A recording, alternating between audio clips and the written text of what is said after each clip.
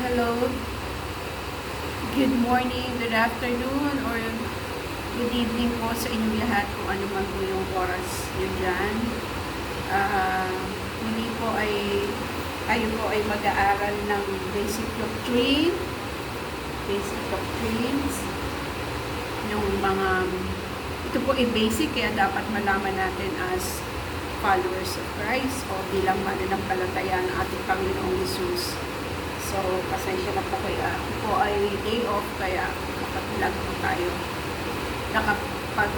po tayo. So, yung una umuulan po ngayon kaya medyo maingay. Sana po ay maliwanag po ang aking boses at naiintindihan niyo. So, una po yung basic doctrines na ating pong inaral nung una ay ang Biblia ay salita ng Diyos. So, yun po ay unang-una natin dapat na maunawaan. Kaya tayo nagbabasa ng Biblia dahil nangungusap ang Diyos sa pamamagitan ng kanyang mga salita at yan ay nasa Biblia. Ano po? So, kung gusto natin na mangusap ang Diyos sa atin, pwede tayo magbasa ng Biblia. So, ang pangalawang doktrina or ating pong pinaniniwalaan bilang mananampalataya ay ito nga pong number na ang Diyos po ay napag-aralan natin yung ano yung character ng Diyos. Ano po? Yung mga character ng Diyos na incommunicable, ibig sabihin ay siya lang ang mayroon nun, at communicable, na binibigay naman niya sa atin kapag tayo ay nanampalataya na sa Kanya. Ano po? So, hindi ko na isa-isahin yun. Ano po yung character ng Diyos. Pero yun nga, sinabi ko yung pinaka-tumatak sa akin ay omnipresent na character niya. Yung kahit nasaan man tayo, naroon siya. So, pwede natin siyang kausapin, pwede tayo mag-pray sa Kanya. Di po ba? So, because God is everywhere. And of course, the Holy Spirit is with us, kaya nasa atin po yung Diyos na Espiritu Santo. At tapos po yung communicable naman, yung pwede natin din ma-possess ay yung God is love. Na po ang Diyos ay pag-ibig. So if we become very close with God, ay nagkakaroon din tayo ng, of course hindi katulad ng level ng pag-ibig ng Diyos, but we become more loving, more caring, more kind. So, okay, so ngayon naman po pag-aaralan natin yung pangatlong doktrina tungkol sa, nakalagay po dito, Jesus, His person and works. So, kung sino ang kanyang pagkatao at ang kanyang ginawa. So, bakit kailangan natin na malaman? Sabi daw, why is this important? Na malaman natin yung kanyang person at yung kanyang ginawa. Sabi dito, in many circles, belief in God is okay, just don't talk about Jesus. So, yung may mga yung iba sa ibang mga bansa, pwede ka namang maniwala sa Panginoon, pero wag mo nga lamang siyang kumbaga i-share sa iba. Like siguro doon sa mga communist countries, okay? Kaya hindi pwedeng i-share. Bawal mag-share about Jesus or even mag-worship sa Kanya. Since po itong doctrines na ito ay mahaba, so ito po ay gagawin natin na in 2 sessions. Ano po? In 2 parts. So this will be part 1. So patuloy po tayo. Meron naman po nagki-claim na si Jesus daw po ay was human but not God. There is the belief that Jesus is the Son of God but not God Himself. Anak siya ng Diyos pero hindi siya Diyos. Yun ang ibang paniniwala ng iba. Of course, as a believer of Jesus, we don't adhere to that or we don't follow that. Hindi tayo naniniwala doon. Ano po? And still others doubt His supernatural works. So yung iba naman hindi naniniwala doon sa ginawa niya mga miracles. No, nandito pa siya sa lupa, diba? For 3 years He was on earth. Maraming siyang ginawang miracles or mga himala. sabi ng ibang tao, yun daw ay hindi totoo. Gawa-gawa lang ng mga disipulo niya para magkaroon ng panibagong reliyon. So, yun po. Ang iba naman, sinasabi na hindi naman talaga naging part ng history si Jesus.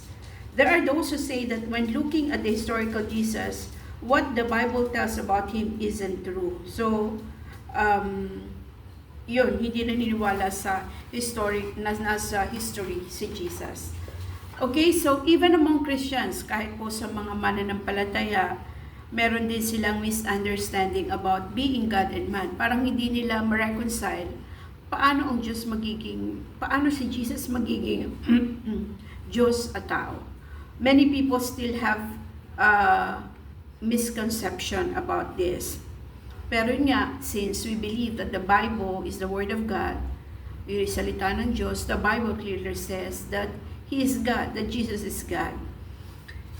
And then, meron ding misunderstanding about what was accomplished on the cross. Meron namang mga ibang reliyon, I will not name religions, but meron pong mga religion na hindi sila naniniwala na si Jesus ay namatay sa krus. Pinaniwalaan nila na si Jesus ay nahimatay lang, not really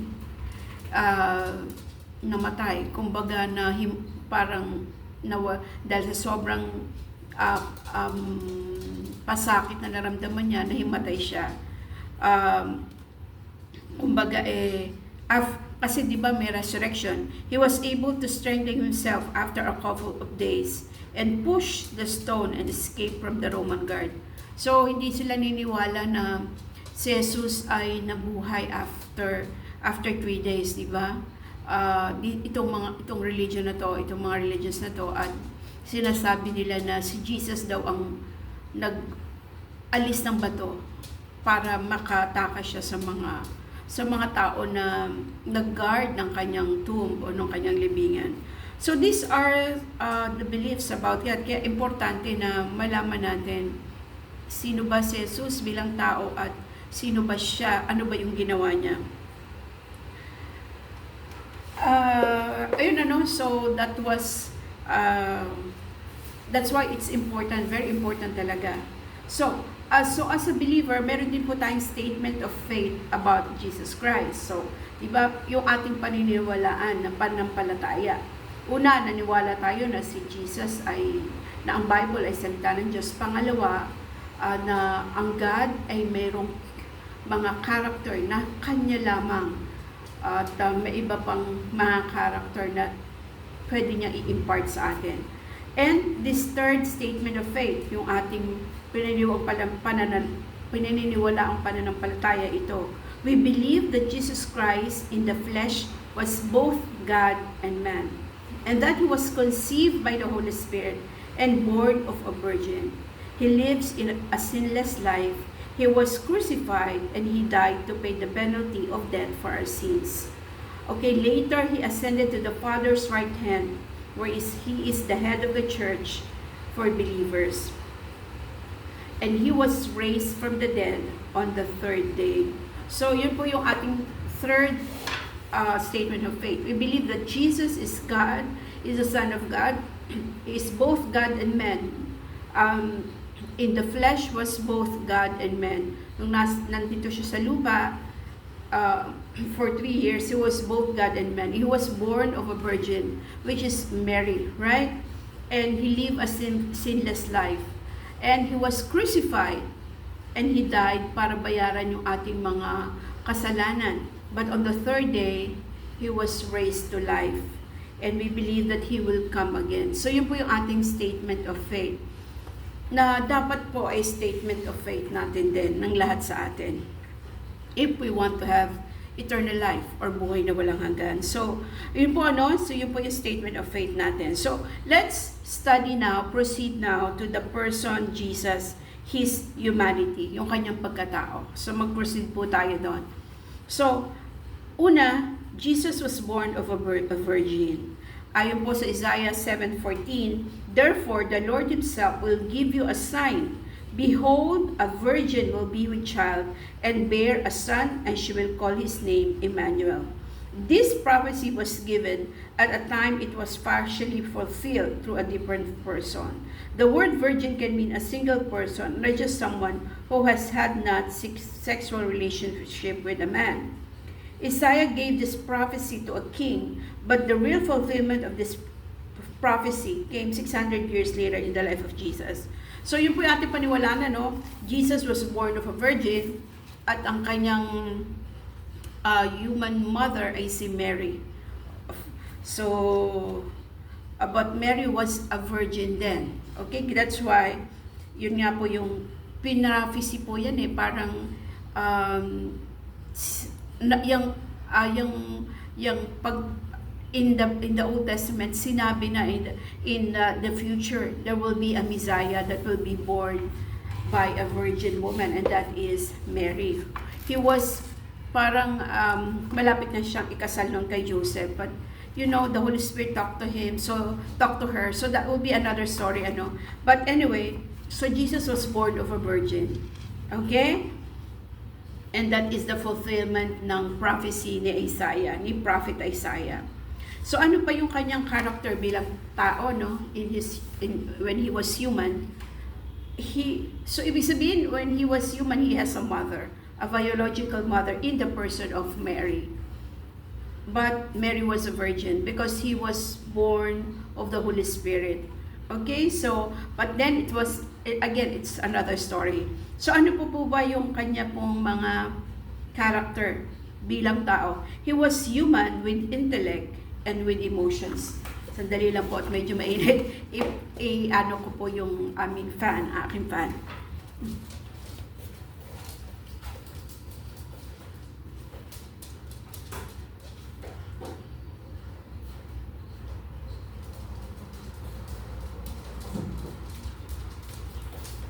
Okay, thank you po.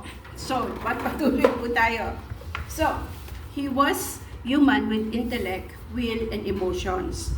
So, ibig sabihin, Jesus had emotion, intellect, and was just like any other human being. So, si Jesus po, bilang tao, nung narito siya sa lupa, 2,000 years ago, more than 2,000 years ago, he was human.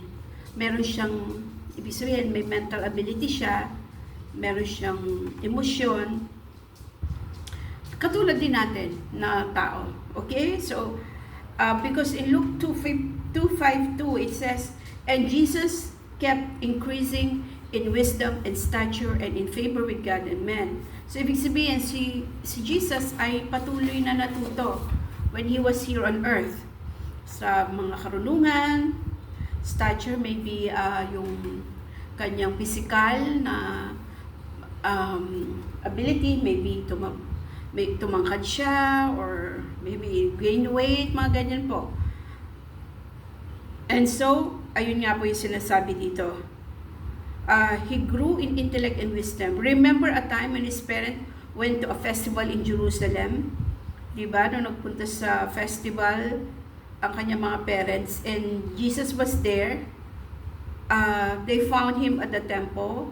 Tapos nakikipag-usap siya sa mga scribes and Bible scholars, parang about the Bible, about the prophecy, and about things in the Bible. He was only 12 years old. By then, he was already growing in the knowledge of the Word of God and becoming more the leader God wanted him to be. Parang kaya na niya talk about the Word of God, about the prophecy. Dito sa mga scholars na to, mga nag-aaral ito, di po ba? So, at 12 years old. So, ibig sabihin, may talino si Jesus, may emotion din, may will, okay? And of course, may nag-grow din siya physically. Okay, so next one, so nakita natin na he was born of a virgin. Ibig sabihin, he has a biological mother. He goes through the same birth like us, na pinanganak din siya. Yun nga lang, is a virgin. Tapos, he was human. I mean, na may talino, na may emosyon, na may physical na paglago. At pangatlo daw, dito po sa lesson sa atin, normal physical limitations. Meron din siyang physical limitations or may hangganan din yung kanyang mga physical na ability. Katulad nung he became hungry, naugugutom din siya. Sabi doon sa Matthew 4:2, and after he had fasted 40 days and 40 nights, he then became hungry. So nagugutom din siya. So just like us. Sabi doon, this means that Jesus was human, just like us. This is medically correct as Jesus began to feel hunger again after his extended period of fasting. Kasi nag-fasting siya noon eh. Ibig sabihin, hindi siya kumain ng ilang araw yata, 40 days. According to the Bible, na hindi siya kumain. So, he also became hungry. Nagugutom din siya. Okay, so the next one is, he became thirsty. Bilang tao, nauhaw din siya. Sabi sa John 19:28, and after this, Jesus, knowing that all things had already been accomplished to fulfill the scripture, said, I am thirsty. Okay? So ito po yung nakapako na siya sa krus at malapit na siyang, because of all yung lahat ng hirap niya.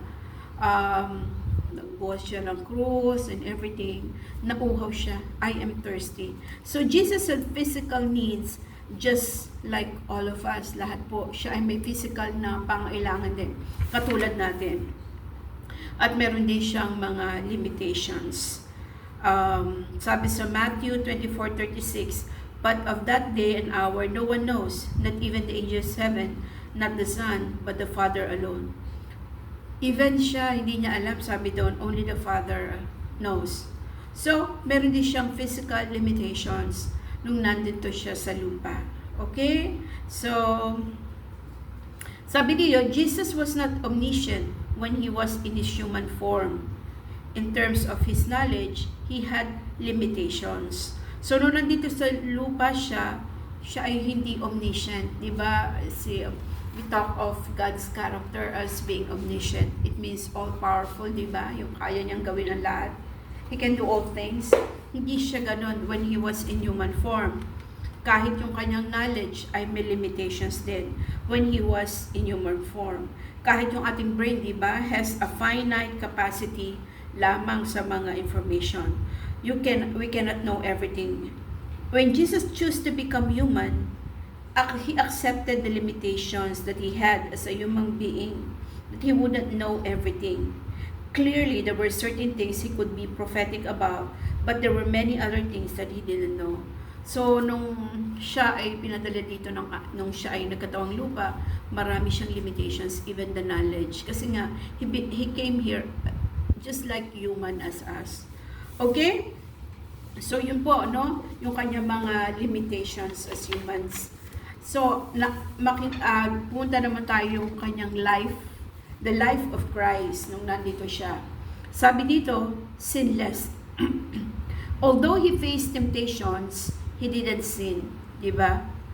Sabi sa Hebrews 4:15, For we do not have a high priest who cannot sympathize with our weaknesses, but one who has been tempted in all things, as we are, yet without sin. So, nakita natin, di ba, na kahit marami siyang temptations, I think, nung nagfa-fasting siya ng 40 days doon sa Bible, it was said na tinatempt siya ng devil or ni Satan. But, he knows the Word of God, and even with that temptation, he didn't sin. So, in the life of Christ dito sa lupa, he lived a life na sinless, walang kasalanan. Temptation by itself is not a sin. Sin is when you give into the temptation. Jesus faced all of the same temptations that we do, yet he didn't give in to temptation. He remained faithful to obey the will of God. No? So, nung narito siya sa lupa, marami din siyang temptations, but he remained faithful. Patuloy niyang sinunod yung kung ano ang kalooban ng Diyos. Okay, so that's the life of Christ. Nung nandito siya sa lupa, he lived a life na sinless, walang kasalanan. At ang kanyang mission ay to seek and save the lost. Ang mission niya ay hanapin at iligtas ang mga naliligaw ng landas. Sabi sa Luke 19:10, "For the Son of Man has come to seek and to save that which was lost." Kung ano daw po yung nawawala. In his earthly life, he pursued this calling. For 3 years, he was very active in accomplishing the mission the Father gave him. So, imagine for 3 years, talagang very active siya, di po ba? In accomplishing the mission na binigay sa kanya ng Panginoon. If we are supposed to be Christ-like, then our mission should be the same. Kung gusto natin maging katulad ni Kristo, ang ating mission ay dapat katulad din ng mission niya. If Jesus' mission is to seek and save the lost, that should also be our mission. So kung ang mission niya ay seek and save the lost, ganun din dapat ang ating maging mission. Kasi tayo ay follower of Jesus. Jesus did this when he died on the cross. In his earthly ministry, what he did on a day-to-day basis was to save people, as he preached the good news of the kingdom to those that did not know about him. Araw-araw nagsishare siya about the kingdom of God in his 3 years in his earthly ministry. Wow, di ba? Jesus is a very clear mission. He knew what God called him to do. Very clear ang mission niya. Alam niya yung mission niya, to do what God had called him to do. So po, yung ano yun talagang pinagagawa sa kanya ng Diyos, yun talaga ang kanyang ginawa. Ano po? So, sa kanyang buhay. So, nandun na po tayo sa tapos, his method of making disciples. Sabi dito, Matthew 28:18 to 20. "Go therefore and make disciples of all nations." So his method is making disciples. "Teach them to observe all that commanded you, and lo, I'm with you always, even to the end of the age." If we wanted to reach all of the lost people, what should we do? We should go out and preach the gospel. But most of his time in ministry was not doing this. Most of his time in ministry was spent in making disciples. So most of his time talaga he keep on discipling people. That's Jesus. Jesus commanded them to disciple, to make disciples. If you are a follower of Jesus Christ and you want to obey him, then what do you need to do? We need to make disciples. We need to teach our disciples. This is Jesus' method, and he staked his entire ministry on this method. Jesus didn't have a plan B. Jesus had a clear mission and a clear methodology, and if we want to be like him, we need to follow what he did. So, alam niya yung mission niya, alam niya yung mission niya, yun yung to seek and save the lost. Ibig sabihin ay i-share yung patungkol sa kaligtasan. And ang kanyang methodology, yung kanyang paraan, ay sa pamagitan ng pagdi-disciples, making disciples. So, imagine mo dito, sinabi niya dito, what struck me, kung baga parang nagpa-remind sa akin, most of his time in ministry was spent in making disciples. So, it made me realize na ang kanya talagang ministry ay na most of the time ay yung spending time to disciple people. Yung helping them to grow in the Lord. Yun talaga yung kanyang, this is how he spent most of his time. So, I think we will end here because it's quite medyo mahaba pa po yung topic na susunod eh. So, marami pa po ito. Kaya maybe we will have part 2 of this thing next time. Ano po? So, again, meron po ditong discussion question. What is the most significant to you about the fact that Jesus lived as a human on earth? And why is that important to you? Jesus only ministered for 3 years, but the impact changed the world.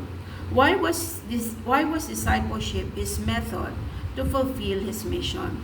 So ano daw yung pinaka-importante sa atin na fact or katotohanan about Jesus nung siya ay narito pa sa lupa? And bakit yun importante sa'yo? Nakita natin si Jesus, nag-minister lang siya dito for 3 years. 3 years lang siyang nasa lupa. Pero talagang nabago ang mundo. It impacted the world. And dahil yun, and bakit yung discipleship daw, ang method niya, para mo fulfill yung mission na yun. Okay, so that's a question. For me, siguro, ang very significant sa akin ay yung marami pero if I have to choose one, yung kanyang yung sabi niya dito, most of his time in ministry was spent in making disciples. So, not really in sharing the gospel, but in making disciples. So, ako na-realize ko na this is also the thing that I must do as a follower of Christ. To make disciples, to help people grow in their relationship with God. Kasi naisip ko, if yung ating dinidisciple will grow in their relationship with God, sila na ang magdi-disciple ng kanilang sariling pamilya. Hindi na ikaw. Diba? If by the grace of God ay lumago sila, by the power of the Holy Spirit ay talagang mag-grow sila in their faith, they will be the one to share the gospel to their own family, their own circle of friends, the community. So, mas ano yun, mas mabilis yung fulfillment of God's mission. So, yun lamang po ang ating pong topic today. Again, this is just part 1. We'll have part 2 hopefully next time. Siguro ang aking application dito, siguro I will spend more time in discipleship. Maybe in discipling my family. Okay? So, yun po ang I will take note of that. So, yun po yung aking gagawin. So, thank you po. Kung saan nawa po ay may natutunan po kayo, kung paano may natutunan din po ako sa araw na ito. So, again, maraming pong salamat. And allow me to close us in prayer. Lord, thank you for the beauty of your word. Thank you for teaching us today. We're praying, Lord, na ikaw po ang mag-nurture nitong natutunan namin sa araw na ito at talagang ito ay maipamuhay namin. We will never be the same, Panginoon, as we learn and as we hear this lesson and as we listen to this lesson. Lord, thank you. We're trusting to you everything. In Jesus' name we pray. Amen. Maraming pong salamat. At again, Cotton, let's say goodbye to our viewers. Come here, Cotton. Let's say goodbye. Ayan po. Kami po ay magpapaalam na muli. You look at the camera. Ayan. At ito po ang aking isang aso. Okay, so bye-bye po and God bless us all. Marami pong salamat sa inyong pakikinig.